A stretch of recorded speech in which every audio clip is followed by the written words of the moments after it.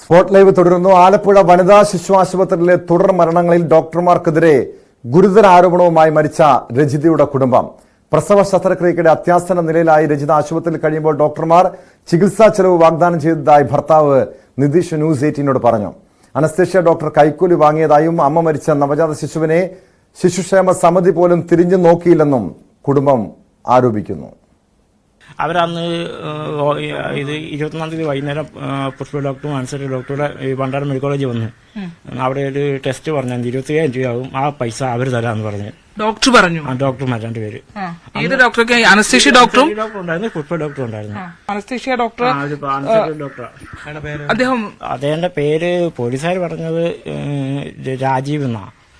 പിന്നെ വേറൊരു അതല്ലെന്നും പറയുന്നുണ്ട്. സുജിത്താണോ? സുജിത്ത് എന്നും പറയുന്നുണ്ട്. ഇപ്പൊ പൈസ 2,000 രൂപയാണ് ചോദിച്ചത്. ഡോക്ടർ ചോദിച്ചോ? അവർ എന്നെ വിളിപ്പിച്ചിട്ട് പറഞ്ഞു പുള്ളിയാണ് ഈ ഓപ്പറേഷന്റെ മെയിൻ ഇത് അനസ്തേഷ്യ ഡോക്ടർ. അപ്പം 2,000 രൂപ അയാളുടെ ഫീസ്. അപ്പൊ ഞാൻ അവിടെ ഇത് പേപാടൊക്കെ എടുത്തായിരുന്നു. അപ്പൊ അതിന് 2,500 രൂപ കൊടുക്കണം. പിന്നെ എന്റെ കാശില്ലായിരുന്നു. ഞാൻ സാറിന് 1,500 രൂപ ആദ്യം തരാം, 500 രൂപ ഓപ്പറേഷൻ കഴിയുമ്പോൾ തരാൻ പറഞ്ഞു. സംഭവമായിട്ട് മുലപ്പാൽ തള്ള നിഷേധിക്കപ്പെട്ട ഒരു കുട്ടിയാണിത്. ഇതിനായിട്ട് ബന്ധപ്പെട്ട് മന്ത്രിയോ അല്ലെങ്കിൽ MLA അങ്ങനെ ഇതുമായിട്ട് ബന്ധപ്പെട്ട ഭരണസംഘത്തിലുള്ള അല്ലെങ്കിൽ ശിശുക്ഷേമ വകുപ്പോ ആരെങ്കിലും ഈ കുട്ടിയുടെ ആരോഗ്യത്തെ പറ്റിയോ ഈ കുട്ടി എന്ത് ചെയ്യുന്നു എന്നൊരു അന്വേഷണം ഇന്നുവരെ ഉണ്ടായിട്ടില്ല. ഇതിപ്പോ ഇയാളുടെ നമ്മുടെ ഭാര്യ നഷ്ടപ്പെട്ട ആളുടെ സഹോദരിയാണ് ഈ കൊച്ചിനെ വളർത്തുന്നത്. പല സാഹചര്യങ്ങളിലും ആശുപത്രികളിലൊക്കെ കൊണ്ടുചെന്നിട്ട് പല അവഗണനകളും ഒക്കെ ഉണ്ടായിട്ടുണ്ട്. അപ്പോൾ ഇതിന് ഒരു സംരക്ഷണം, അമ്മ പോയി ഈ കുഞ്ഞുങ്ങളെ ഇതിന്റെ ചികിത്സാപരമായ അല്ലെങ്കിൽ ഇതിനെന്ത് ആരോഗ്യം, ഇതിന്റെ എന്ത് രീതിയിലുള്ള ഒരു സംരക്ഷണമാണ് ശിശുക്ഷേമ വകുപ്പ് ഒരു അമ്മ തൊട്ടിൽ നിന്ന് കിട്ടിയ കൊച്ചിനാണെങ്കിൽ പോലും എന്തെല്ലാം സംരക്ഷണം എന്തെല്ലാം അന്വേഷണമൊക്കെ ഉണ്ടാവുന്നുണ്ട്. ഇപ്പം അനസ്തേഷ്യ ചെയ്യുന്ന ഡോക്ടർ നമ്മളിത് ഇഞ്ചക്ഷൻ വെക്കണമെങ്കിൽ പൈസ കൊടുക്കണമെന്ന് പറഞ്ഞു. പിന്നെ നമ്മൾ ഇത് ഉമ്മാൻ്റെ പൈസ കൊടുത്തു.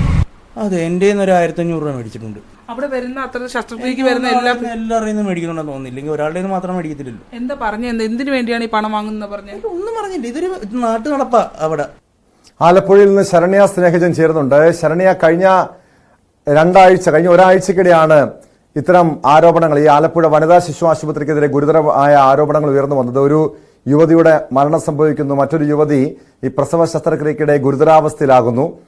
ഇപ്പോൾ ഈ രജിത എന്ന ഒരു യുവതിയുടെ ഏതാനും നാളുകൾക്ക് മുൻപ് ഇവിടുത്തെ ചികിത്സാ വീഴ്ച മൂലം മരിച്ച രജിത എന്ന യുവതിയുടെ കുടുംബമാണ് ഗുരുതരമായ ആരോപണങ്ങളുമായി ആശുപത്രി അധികൃതർക്കെതിരെ രംഗത്തെത്തിയിരിക്കുന്നത്. എന്നാണ് ഈ രജിതയുടെ മരണം സംഭവിച്ചത്? എന്തായിരുന്നു ഈ മരണകാരണം? ഇപ്പോൾ ഈ കുടുംബം ഉന്നയിക്കുന്ന ആരോപണങ്ങൾ എന്തൊക്കെയാണ്?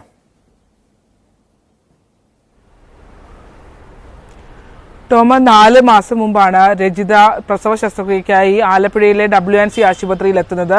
വനിതാ ശിശു ആശുപത്രി നമുക്കറിയാം സാധാരണക്കാരായ ആളുകൾക്ക് ആശ്രയിക്കാൻ കഴിയുന്ന ഏക ആശുപത്രിയാണ് ആലപ്പുഴ ജില്ലയിലേത്. കാരണം പ്രസവവും അതുപോലെ തന്നെ നവജാത ശിശുക്കളുടെ ചികിത്സയുമായി ബന്ധപ്പെട്ട് സാധാരണക്കാരായ ആളുകൾ സമീപിക്കുന്ന ഒരു ആശുപത്രി. നമുക്ക് ആലപ്പുഴയെ സംബന്ധിച്ചിടത്തോളം പൊതുജന ആരോഗ്യ രംഗത്ത് കൂടുതൽ ആശുപത്രികൾ ഇല്ലാത്തൊരു സ്ഥലമാണ്. പ്രൈവറ്റ് ആശുപത്രികളുമില്ല. സർക്കാർ ആശുപത്രികളാണെങ്കിൽ വണ്ടാനം മെഡിക്കൽ കോളേജും ജനറൽ ആശുപത്രിയും ഈ വനിതാ ശിശു ആശുപത്രിയുമാണുള്ളത്. ഈ വനിതാ ശിശു ആശുപത്രിയിൽ പ്രസവത്തിനായി എത്തിയ ഒരു സാധാരണക്കാരനായ ആൾക്ക് അനുഭവിക്കേണ്ടി വന്ന ദുരിതാവസ്ഥയാണ്. ഒന്ന്, ഈ രജിത എന്ന് പറഞ്ഞാൽ സമാനമായ രീതിയിൽ, അതായത് നമ്മൾ കഴിഞ്ഞ ദിവസങ്ങൾ റിപ്പോർട്ട് ചെയ്ത പോലെ ആശ മരിച്ചതിന് സമാനമായ രീതിയിൽ തന്നെയാണ് 4 മാസം മുമ്പ് രജിത അവിടെ മരിക്കുന്നത്. രണ്ടാമത്തെ സിസേറിനായി എത്തുന്നു. രണ്ടാമത്തെ സിസേറിൻ ഘട്ടത്തിൽ ആ സിസേറിനിലേക്ക് കടക്കുന്നതിന് മുമ്പുള്ള ദയനീയ അവസ്ഥയാണ് ആ മനുഷ്യൻ വിതുമ്പിക്കൊണ്ട് പറയുന്നത്. അതായത് തീരെ പാവപ്പെട്ടവരാണ്. അതുങ്ങൾ 1,500 രൂപ, അതായത് അനസ്തേഷ്യ ഡോക്ടർ തലേ ദിവസം വിളിപ്പിച്ചിട്ട് പറയുകയാണ് ഈ സർജറിയുടെ പ്രധാന ആള് ഞാനാണ്, അതുകൊണ്ട് തന്നെ എനിക്ക് വേണ്ടത് 2,000 രൂപയാണ്. സർക്കാർ ആശുപത്രിയിലെ ഡോക്ടർക്കെതിരെയാണ് ഗുരുതര ആരോപണം പറയുന്നത്. 2,000 രൂപയാണെന്ന് പറയുന്നു. അദ്ദേഹം പറയുന്നത് ഞാൻ പേവാർഡിനൊക്കെ പൈസ അടച്ചത് കൊണ്ട് പണമില്ല, 1,500 തരാം എന്ന് പറഞ്ഞപ്പോൾ ശസ്ത്രക്രിയക്ക് ശേഷം ബാക്കി 500, അവിടെയും 500 പോലും വേണ്ട എന്ന് വെക്കുന്നില്ല. ശസ്ത്രക്രിയക്ക് ശേഷം ബാക്കി 500 എന്ന് കണക്ക് പറഞ്ഞ് വാങ്ങിയ ആളുകളാണ്. ഈ കണക്ക് പറഞ്ഞ് 1,500 വാങ്ങിയ ആളുകൾ പിറ്റേ ദിവസം ശസ്ത്രക്രിയ നടക്കുമ്പോൾ രജിതയുടെ ജീവൻ രക്ഷിക്കാൻ അവർക്ക് കഴിഞ്ഞില്ല എന്നുള്ളതാണ്. അനസ്തേഷ്യ പിഴവാണ് ഇവിടെയും മരണത്തിലേക്ക് നയിച്ചതെന്ന് കുടുംബം ആരോപിക്കുന്നുണ്ട്. ആശയുടേതിന് സമാനമായ രീതിയിൽ തന്നെയാണ് രജിതയ്ക്ക് ശസ്ത്രക്രിയക്കിടയിൽ ഹൃദയാഘാതം ഉണ്ടാവുകയും 1.5 മണിക്കൂർ വൈകി വണ്ടാനം മെഡിക്കൽ കോളേജ് ആശുപത്രിയിലേക്ക് എത്തിക്കുകയും ചെയ്യുന്നത്. രജിത അവിടെ ഗുരുതരാവസ്ഥയിൽ കിടക്കുമ്പോൾ ചെന്ന് ഈ പാവപ്പെട്ട ആളുകൾക്ക് രജിതയുടെ ജീവന് അവർ വില പറയുകയായിരുന്നു എന്ന് തന്നെയാണ് ഇവരുടെ വാക്കുകളിൽ നിന്ന് നമുക്ക് വ്യക്തമാവുന്നത്. കാരണം 25,000 രൂപ, അത് അവർക്ക് തീരെ പണമില്ലാത്തവരാണ് എന്നുള്ള സാഹചര്യം ഇവർക്ക് അറിയാവുന്നതുകൊണ്ട് പണം കൊടുത്ത് സ്വാധീനിക്കാനുള്ള ശ്രമമാണ് ഉണ്ടായത്. 25,000 രൂപ ചികിത്സയ്ക്കായി നൽകാമെന്ന് ഡോക്ടർ പുഷ്പയും ഒപ്പം തന്നെ ഡോക്ടർ രാജീവും വാഗ്ദാനം ചെയ്തു എന്നാണ് ആ കുടുംബം പറയുന്നത്. അവരത് വാങ്ങിയില്ല, മറിച്ച് പിറ്റേ ദിവസം രജിത മരണത്തിലേക്ക് പോവുകയാണ് ഉണ്ടായിട്ടുള്ളത്. ഇത് ഏറ്റവും പ്രധാനപ്പെട്ട കാര്യം. ഡോക്ടർ അവിടെ കൊണ്ടുചെല്ലുമ്പോൾ തന്നെ വണ്ടാരത്തുള്ള ആളുകൾ പറഞ്ഞിരുന്നു വെന്റിലേറ്ററിലേക്ക് പ്രവേശിപ്പിക്കുകയാണ്, രജിതയെ കിട്ടാനുള്ള സാധ്യതയില്ല എന്ന് അവർ പറഞ്ഞിരുന്നു. അതിനുശേഷമാണ് ഈ സാഹചര്യം മാറുന്നു എന്നറിഞ്ഞപ്പോഴാണ് ഈ ഡോക്ടർമാർ അവിടെ എത്തിയെന്നാണ് ഈ കുടുംബം പറയുന്നത്. ഇതിൽ ഈ സംഭവം നടന്ന 4 മാസത്തിന് മുമ്പ് തന്നെ PP ചിത്തരഞ്ജൻ MLA, ഒരു സംസ്ഥാനത്തെ ഭരിക്കുന്ന സർക്കാരിന്റെ ഒരു ഇടത് MLA തന്നെ സ്വന്തം ലെറ്റർപാഡിൽ ആരോഗ്യമന്ത്രിക്ക് കത്ത് നൽകിയിരുന്നു. ഈ കുട്ടിയുടെ മരണമടക്കമുള്ള കാര്യങ്ങൾ ചൂണ്ടിക്കാട്ടി, നവജാത ശിശുവിന്റെ അടക്കം ഉള്ള കാര്യങ്ങൾ ചൂണ്ടിക്കാട്ടി കത്ത് നൽകിയിട്ട് ആരോഗ്യവകുപ്പ് അത് പൂർണ്ണമായി തള്ളുകയാണ് ഉണ്ടായത്. ആ വിഷയത്തിനകത്ത് ഒരു അന്വേഷണം നടത്താൻ ആരോഗ്യവകുപ്പ് തയ്യാറായില്ല എന്ന് മാത്രമല്ല, അതാണ് ഒരു ഗുരുതരമായിട്ടുള്ള ഒരു സാഹചര്യം. ശരണ്യ, ഒരു ഭരണകക്ഷിയിൽ ഒരു MLA തന്നെ ആരോഗ്യവകുപ്പിനെതിരെ, ഒരു ആശുപത്രിക്കെതിരെ, ആലപ്പുഴയിലെ പ്രധാനപ്പെട്ട ഒരു ആശുപത്രിക്കെതിരെ ഇത്തരം ആരോപണം ഉന്നയിക്കുന്നു. തുടർച്ചയായി വീണ്ടും അവിടെ തന്നെ ആശുപത്രിയിൽ, വനിതാ ശിശു ആശുപത്രിയിൽ തന്നെ വീണ്ടും ചികിത്സാ പിഴവുകൾ ഉണ്ടാകുന്നു, നിരവധി യുവതികളുടെ ജീവൻ നഷ്ടമാകുന്നു. എന്ത് നടപടിയാണ് ഇത്തരം വീഴ്ചകളൊക്കെ ഉണ്ടായിട്ടും ആരോഗ്യവകുപ്പ് ഇതുവരെ സ്വീകരിച്ചിട്ടുള്ളത്? ഇതിന്റെ അന്വേഷണം എങ്ങനെയാണ് ഇപ്പോൾ നീങ്ങുന്നത്?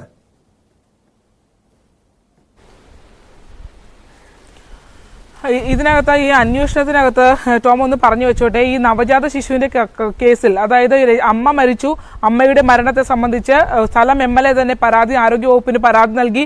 വകുപ്പ് ഈ പരാതി സ്വീകരിച്ചിട്ടുമുണ്ട്.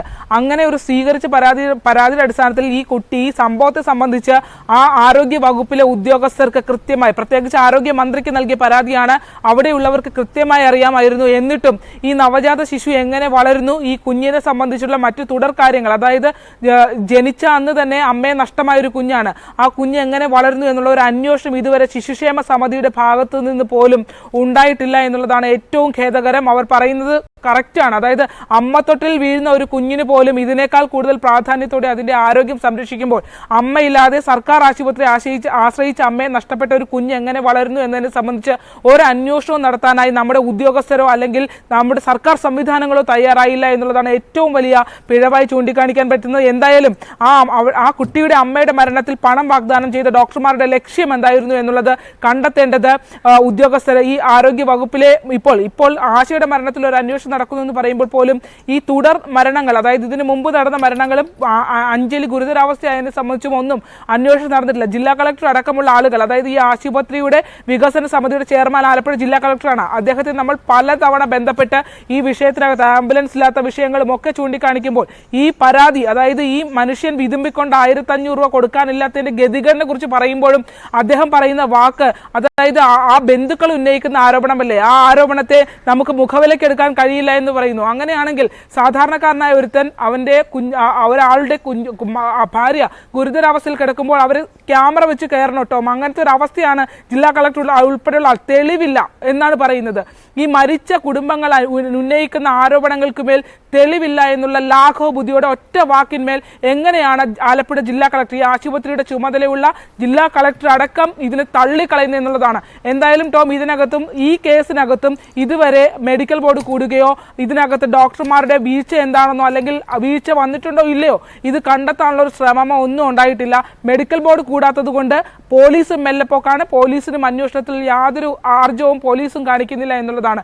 എന്തായാലും ഈ കുടുംബങ്ങൾക്കൊന്നും ഇതിന് മുമ്പുണ്ടായ ആശുപത്രികൾ ഉണ്ടായ പിഴവ് പോലെ തന്നെ സ്നേഹജനാണ് വിവരങ്ങൾ നൽകിയത്. ഈ കുടുംബങ്ങൾക്ക്, അതായത് അമ്മ നഷ്ടപ്പെട്ട, ജനിച്ചു വീണ സമയത്ത് തന്നെ അമ്മ നഷ്ടപ്പെട്ട നിരവധി കുഞ്ഞുങ്ങളുണ്ട്.